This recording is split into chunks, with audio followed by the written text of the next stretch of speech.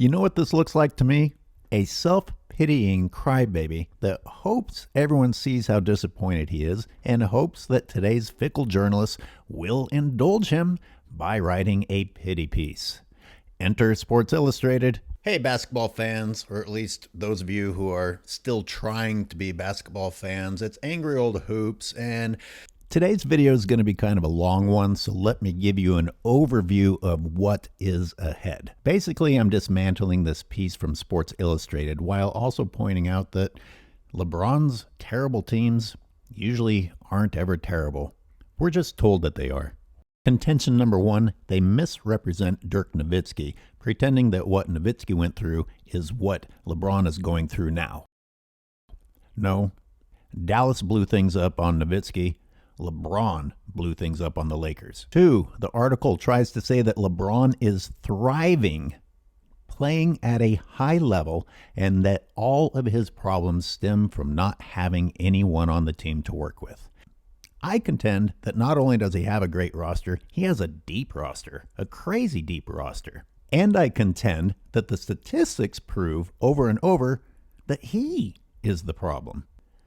Problem number three, they then use Tim Duncan's San Antonio Spurs as an example of how you should be treating an aging superstar, which ends up revealing some pretty interesting facts about that roster that you'll want to stay tuned for.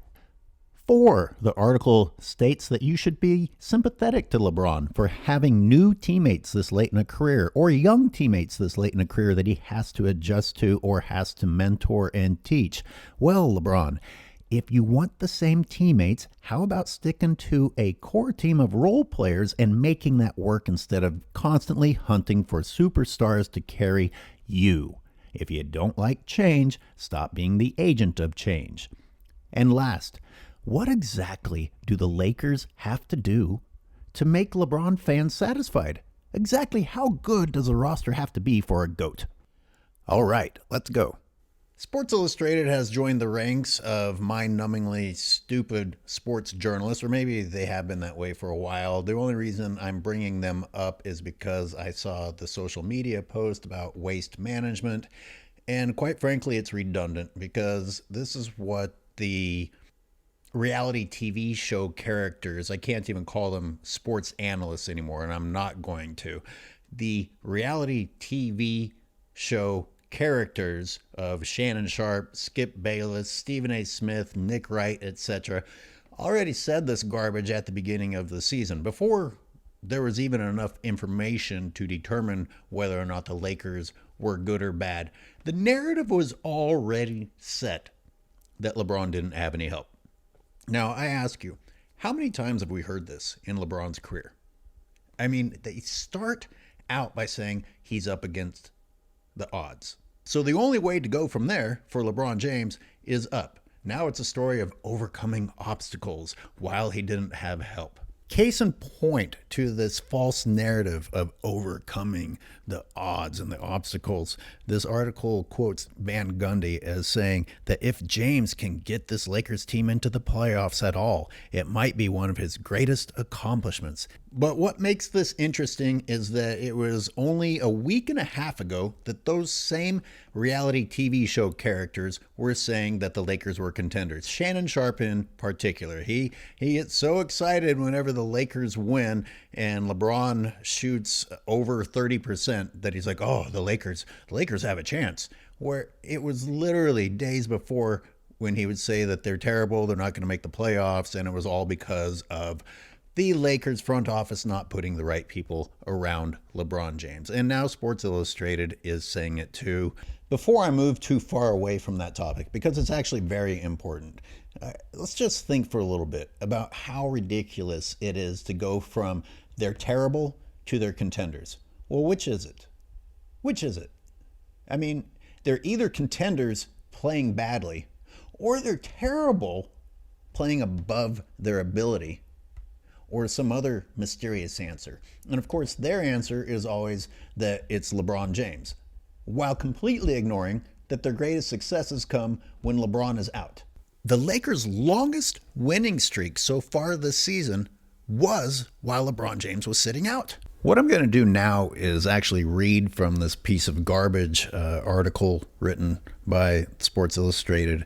And what they did was start by manipulating Dirk Nowitzki's situation in Dallas, because they made it seem like, oh, Dirk suffered through what LeBron James is suffering. And unless you're surrounded by this incredible roster, you can't be expected to win.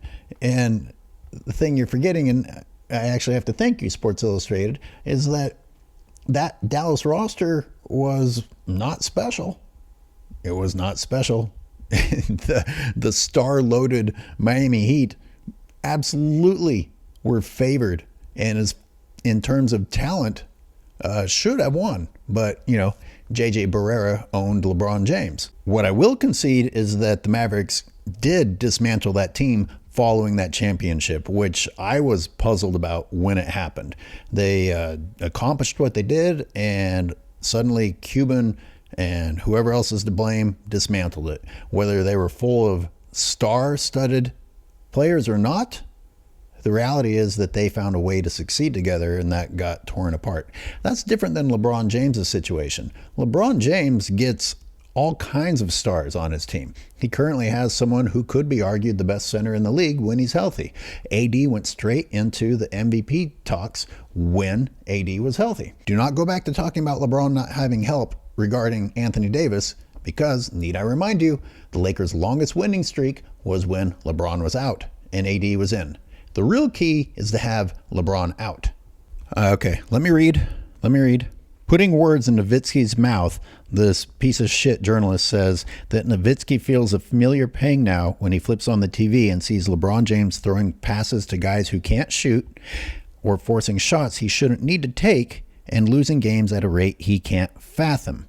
Okay, when you talk about guys who can't shoot, you mean LeBron James. Worst shooter on the team. Never, ever, ever should be taking those outside shots. Takes them because he's old and lazy. Forcing shots he shouldn't need to take. You mean cutting to an open lane? Cutting to an open lane? A wide open layup? A wide open alley-oop? Or how about all of his cherry picks because he quits and decides not to go join the team at the other end? Are these the tough shots? Are these the tough shots that LeBron James is having to force up? Let me insert a question here. How many times this season have we seen LeBron James go into ISO mode, hold the ball, dribble, and then at the last minute chuck it over to a teammate who then has to force up a difficult shot? Gee, thanks, LeBron. Thanks for setting up your teammates. You do such great things for us, and we're so sorry that we put you in the position of having to force up tough shots.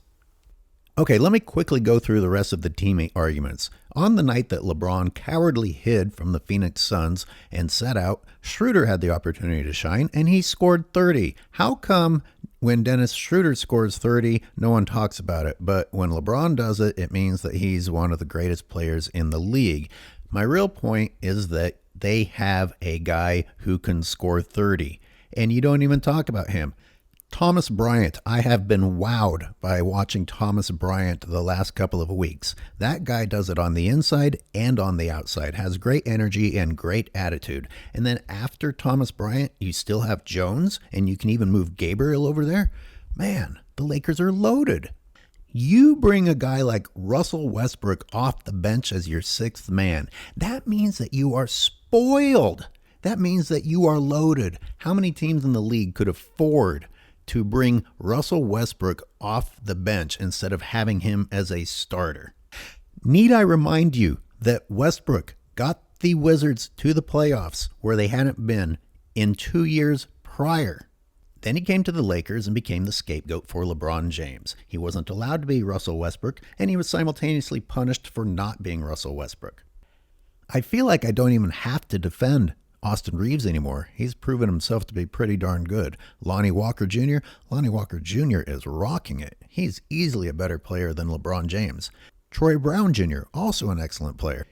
This is a team that completely disregards Patrick Beverley, a guy known for his scrappy defense, a guy who was a starter for a playoff team last year. Where were the Lakers last year? Let me throw another jab. I bet you Malik Monk and THT go to the playoffs this year now that they aren't on LeBron's team, and they'll be getting big minutes. Why aren't they on the Lakers anymore? Because of the problems that LeBron James created with the roster and salary cap. You've seen me reference this game before, and you'll see me reference it again, but in particular this play. And when Nick Wright and those guys started talking about it, they were asked to talk about it on the news afterward, of course, instead of saying, this is a terrible example to set for the next generation. This is a terrible example to set for today's college athletes, much less grade school kids that are at home watching this stuff. No, they made excuses for him. What were the excuses? LeBron is frustrated. He's frustrated with who he's surrounded by. One, aren't all people who behave that way frustrated? So just because he's frustrated, you get to act like a jackass? Two, he was frustrated by who he's surrounded by? Okay, so let's see. Oh, poor LeBron. Jesus, how can anyone do this to you? And let's not forget that LeBron's the one who should have gotten that goddamn rebound. My point is that they say LeBron has a shitty team every year. And I'm going to put David Beck's face up because he's a fucking idiot. He is part of the brainwashing brigade saying all the same old predictable bullshit to try and defend LeBron James. Beck uses the San Antonio Spurs as an example and Tim Duncan and says, look how they, and this was Richard Jefferson, by the way, that he was interviewing about this. Richard Jefferson, one of the all-time great LeBron James dick suckers when it comes to being quoted, a former teammate, by the way. They mentioned that, look what Duncan had surrounding him. He had Ginobili, he had Parker, he had Kawhi Leonard. Wow. Well, if you lack the capability of thinking for yourself, that sounds like a great point. Well, let me throw some counterpoints your way. Kawhi Leonard was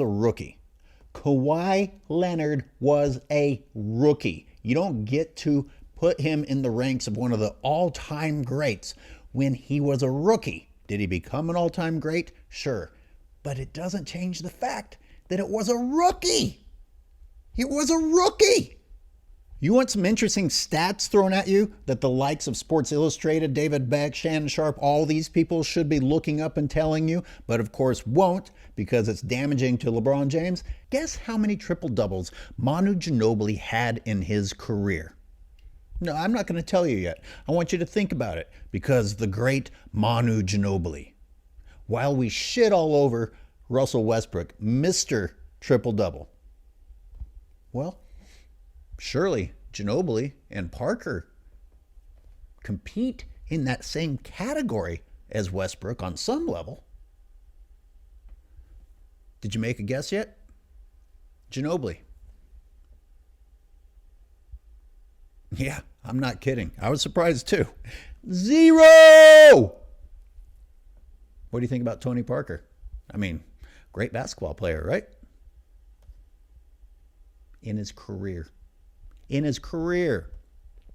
But let's not forget, it was because of them, and it was because of surrounding Tim Duncan with great players that Tim Duncan had success. Which, this is a great time to mention that Tim Duncan had success at age 38, older than LeBron James is currently, and yet we've been making age excuses for LeBron James for the last 4 years. Here's a load of brainwashing coming your way. Quote, as a living legend, Jesus Christ, still thriving in his twilight. Is he? Is he really? Yet bound to a ramshackle roster. That's all inaccurate. It's not a ramshackle roster. It's a great roster. It's a roster that other players in the league would be envious to have. Thriving in his twilight. Please describe thriving in his twilight. I'm trying to remember in history, in the last few years, when the guy didn't sit out every other game or a few games to rest himself or to fake injuries or to avoid tough opponents. That's thriving. The guy can't make a 3-point shot to save his life in a three-point shooting league, and yet it doesn't stop him from taking the shots. How's that thriving? He's costing his team. The guy disappears in the fourth quarter over and over and over again. How is that thriving? Okay, another quote. Though he's been limited by injuries, James is stuffing the box score. What do? Guess what they do? They leave out the plus-minus column that LeBron James is almost always in the negatives. One of the worst players in the league when it comes to the plus-minus column. And the worst league and the worst player in the league when it comes to turnovers. Oh, well, it doesn't matter. Somehow that doesn't matter. There's no telling how much longer LeBron James can do this. Do what? Rest every other game? Stop acting like he's doing something impressive. I can't wait to show you the LeBron James versus 41-year-old Michael Jordan video. LeBron is like resting on the basketball court, waiting to be handed points. That's how he's getting his shots at this age. An old Michael Jordan was still playing actual basketball and earning his points. Quote, if we could create a formula to measure the flagrant misuse of an aging legend, call it the squandered superstar index, the Lakers might be guilty of the greatest in basketball history. Okay, again, exactly what do the Lakers have to give LeBron not to be guilty of this or not to be accused of this? Which lineup will you be happy with? Does he have to have all the best players in the entire league? You know what? If they hadn't made the fucking mistake of getting LeBron James, they might have a roster that could get them to the playoffs. In fact, I still contend that if you sit LeBron James and let the Lakers develop chemistry, they could make the playoffs. LeBron James, despite all of his stat padding and his 30-point nights and his standing under the rim flat-footed as the ball lands in his rebound stat padding ass's hands, if you sit that motherfucker, the Lakers can be in the playoffs. Quote, it should be noted here that James missed 6 games early in this season because of a groin injury, adding to his team's struggles. Lie. It's not just inaccurate, it's a straight-up lie. The Lakers perform better without LeBron James. Quote, they are still thin at center. Are you fucking kidding me? After Anthony Davis, who some people, I'm not saying it's necessarily true, but he's good enough that some people would argue he's the best center in the league when he's healthy, even though he doesn't even play center all the time. After Anthony Davis, you still have Thomas Bryant, and you still have Jones, and even move Gabriel over to that spot if you need to. Who in the league is that deep at a position that the team isn't even known to revolve around? Holy shit. Quote, team officials did nothing to upgrade the roster after going 33-49 last season. How does a team with a GOAT go 33-49, period, no matter who is on it? But again, I ask you, what exactly did the Lakers have to do for you to agree that they did enough for LeBron James? I mean, my God, the guy just has to have everyone in the league.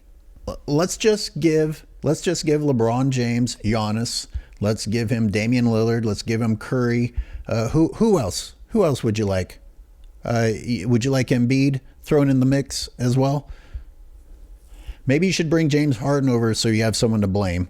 Let's not bring over Durant because it'll be just plainly obvious how much better Durant is on the floor than when LeBron is on the floor. Now, this article goes on to talk about the disaster of who the Lakers lost in the pursuit of Westbrook. And they barely mention who and why that pursuit of Westbrook took place. But really, in addition to LeBron James needing to take the blame for the Westbrook thing, you got to think about why LeBron so badly wanted Westbrook. LeBron doesn't know how to play with role players. He doesn't know how to develop role players. LeBron's only success in his career has been when he has been surrounded by other superstars. I don't even understand this one. You guys help me out.